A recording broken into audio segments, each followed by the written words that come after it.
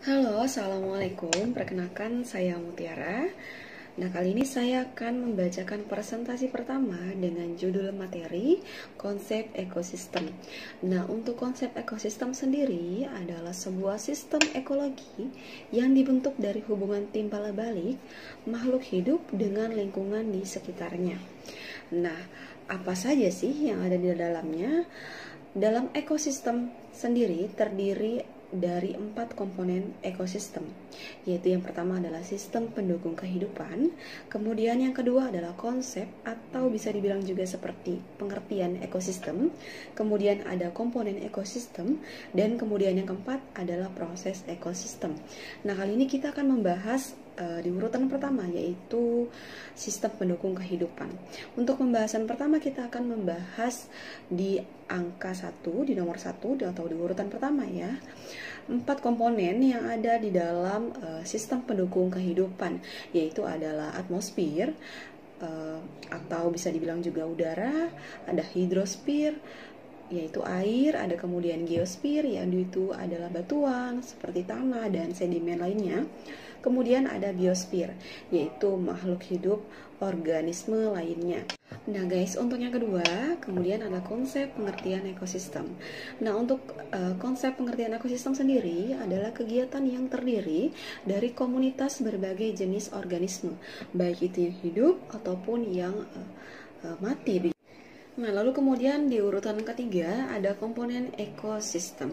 Nah, kemudian komponen ekosistem sendiri terdiri dari berbagai komponen, diantaranya ada komponen abiotik, yaitu air, udara, atau energi matahari. Nah, untuk yang kedua adalah komponen biotik atau komunitas organisme lainnya, seperti contohnya misalkan nih tumbuhan, hewan, termasuk juga manusia begitu. Nah, biasanya dalam suatu komunitas sebagian organisme menghasilkan sendiri nutrien yang dibutuhkan, lalu ada juga sebagian lagi yang mendaur ulang nutrien itu sendiri dengan menyalurkan atau menetralkan, bahkan membuang sisa organisme yang telah mati. Nah, lalu kemudian yang terakhir adalah proses ekosistem. Nah, proses ekosistem tersendiri ada 2 aliran di dalamnya, yaitu adalah aliran energi dan pendauran materi. Nah, untuk aliran energi tersendiri ada 2 ekosistem lagi di dalamnya, seperti energi yang mengalir dalam ekosistem melalui rantai makanan dan jaringan makanan. Lalu kemudian ada sebagian besar energi akan hilang oleh sebagian panas yang hanya akan mendapatkan 10% dari manfaat sebagai tingkatan dari eutropik. Nah, untuk yang kedua adalah pendauran materi. Nah, untuk pendauran materi tersendiri di dalam bentuk nutrien ini akan didaurkan dalam bentuk ekosistem dan biosfer. Kemudian ada daur biokimiawi, termasuk salah satunya adalah misalkan karbon, nitrogen, kemudian adalah biosfer. Assalamualaikum warahmatullahi wabarakatuh. Saya Tania Fitri. Saya akan menjelaskan tentang unsur-unsur ekosistem dan interaksi antar komponen ekosistem. Unsur-unsur penyusunan ekosistem, hubungan timbal balik makhluk hidup dengan lingkungannya, itu sudah menjadi satu kesatuan fungsional, yang artinya komponen satu dengan komponen lainnya harus saling berinteraksi untuk membentuk suatu kesatuan. Unsur-unsur penyusunan ekosistem dibedakan berdasarkan sifat dan fungsinya. Berdasarkan sifatnya, unsur-unsur penyusunan ekosistem dibedakan menjadi 2, yaitu faktor abiotik dan faktor biotik. Faktor biotik adalah faktor yang melibatkan semua makhluk hidup di bumi, yaitu manusia, hewan, tanaman, dan mikroorganisme. Individu adalah suatu jenis tertentu, yaitu sepohon mangga, seekor kucing, seorang anak.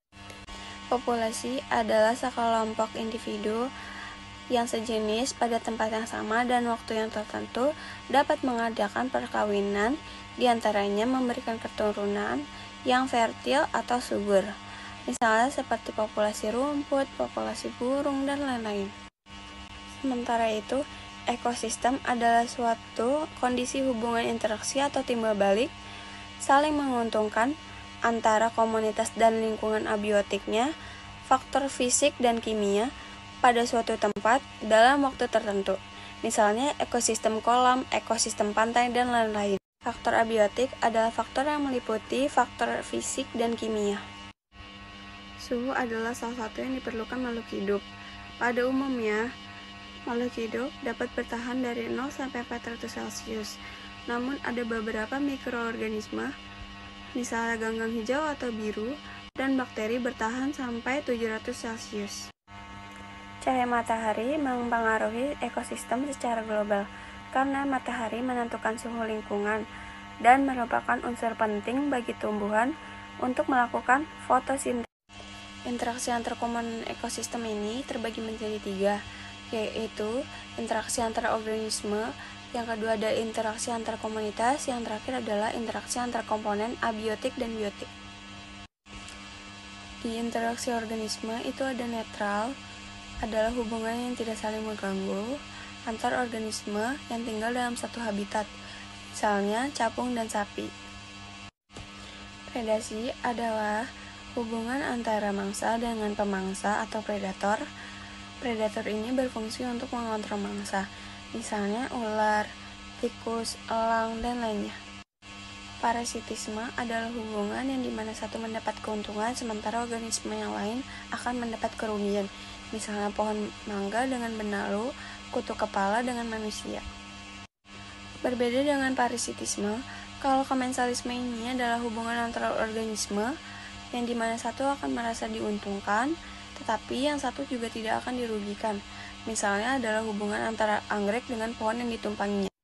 Berbeda dengan mutualisme, kalau mutualisme ini adalah hubungan antar organisme yang sama-sama mendapat untung, misalnya kupu-kupu dengan bunga. Yang terakhir adalah kompetisi. Kompetisi ini adalah hubungan antara makhluk hidup pada suatu habitat yang berkompetisi untuk mendapatkan kebutuhan yang sama. Sementara itu, berdasarkan fungsinya, unsur-unsur ekosistem dibagi menjadi produsen, konsumen, decomposer, dan detritivor.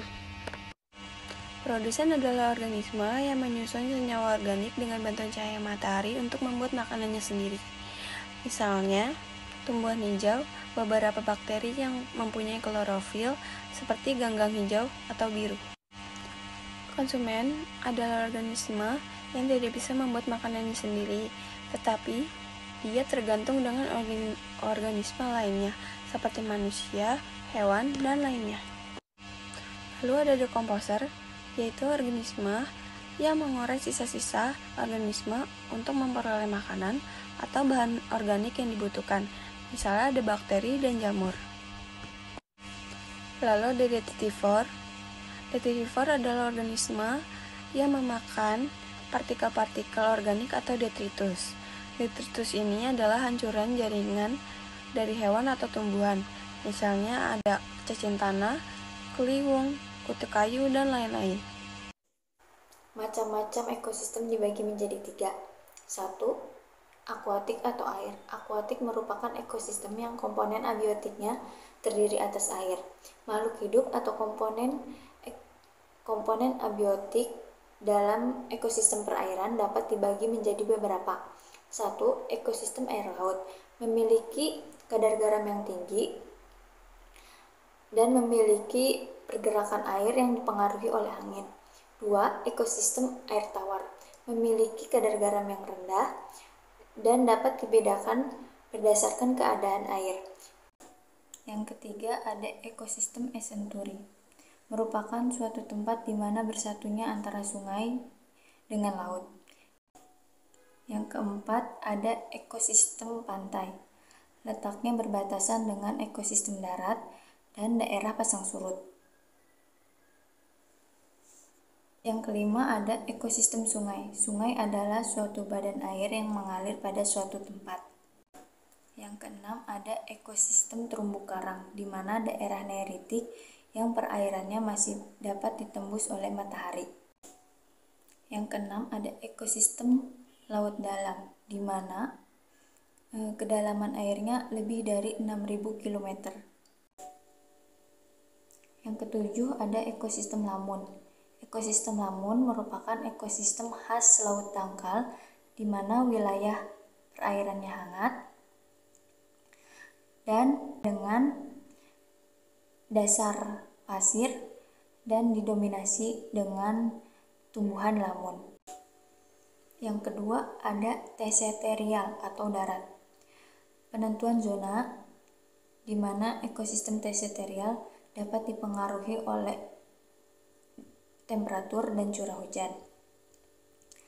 Ekosistem terrestrial dapat dikontrol oleh iklim dan gangguan. Iklim sangat penting untuk mengetahui mengapa ekosistem terrestrial dapat berada di suatu tempat tertentu.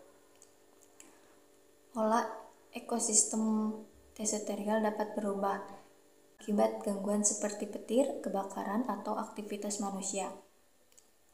Berikut macam-macam ekosistem darat. Yang pertama, tundra, berada di wilayah terdingin yang ada di bumi, seperti Antartika. Biasanya saat musim dingin tidak ada cahaya matahari yang masuk. Kedua, karst adalah daerah yang terdiri atas batuan kapur yang berpori sehingga di permukaan tanah selalu merembas dan mengalir di dalam tanah. Yang ketiga, hutan hujan tropis. Terdapat di daerah yang memiliki iklim tropis, yaitu negara atau daerah yang dilalui oleh garis khatulistiwa. Yang keempat, hutan gugur. Terdapat di daerah yang memiliki 4 musim, yaitu musim panas, musim dingin, musim gugur, dan musim semi. Yang kelima, taiga, berada di wilayah atau daerah yang memiliki iklim subtropis, dengan daerah yang memiliki iklim kutub. Yang keenam, sabana, berupa padang rumput dan diselangi beberapa pohon, serta berada di daerah yang memiliki iklim tropis. Yang ketujuh, padang rumput, dan yang kedelapan, gurun. Terdapat di daerah tropik yang berbatasan dengan padang rumput. Yang ketiga ada ekosistem buatan. Ekosistem buatan merupakan ekosistem yang diciptakan oleh manusia untuk memenuhi kebutuhannya. Sistem buatan ini kemudian mendapatkan subsidi energi tanaman atau hewan peliharaan yang didominasi pengaruh manusia dan memiliki keanekaragaman rendah. Contoh ekosistem buatan diantaranya 1. Bendungan, 2. Hutan tanaman produksi seperti jati dan pinus, 3. Agroekosistem berupa sawah tanda hujan, 4. Sawah irigasi, 5. Kebunan sawit, 6. Ekosistem pemukiman seperti desa, 6. Ekosistem pemukiman seperti kota dan desa. Dan energi dalam ekosistem adalah proses perpindahan energi dari suatu tingkat trofik ke tingkat trofik berikutnya. Dapat digambarkan dengan rantai makanan atau dengan piramida biomasa. Ekosistem mempertahankan diri dengan siklus energi nutrisi yang diperoleh dari sumber eksternal rangkaian sistem. Perpindahan energi dari suatu bentuk pada bentuk energi lainnya yang bisa dibentuk menjadi rantai makanan. Piramida makanan atau piramida biomasa pada umumnya aliran energi ini muncul karena adanya dari sinar energi matahari. Dalam energi berperan sebagai produsen untuk proses fotosintesis. Nomor 1, matahari, sawi, ulat, burung pipit, burung elang. Kedua, matahari, buah-buahan, manusia. Nomor 3, matahari, rumput, ulat, ayam, musang. Nomor 4, matahari, rumput, kijang, harimau. Nomor 5, padi, matahari, padi, belalang, ayam, ular. Nomor 2, ekosistem perairan.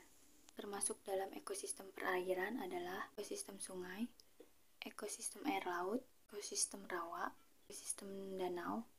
Ekosistem laut sedikit berbeda dengan ekosistem darat. Dalam ekosistem perairan organisme, trak autotrap adalah fitoplankton dan ganggang. Fitoplankton adalah salah satu dari jenis plankton yang dapat berfotosintesis. 1. Matahari fitoplankton siput ikan hiu. Nomor 2. Matahari fitoplankton ikan anjing laut paus pembunuh. Nomor 3. Matahari plankton udang flamingo. Nomor 4. Matahari fitoplankton zooplankton ikan paus. Baik, terima kasih. Sekian dari saya. Wassalamualaikum warahmatullahi wabarakatuh.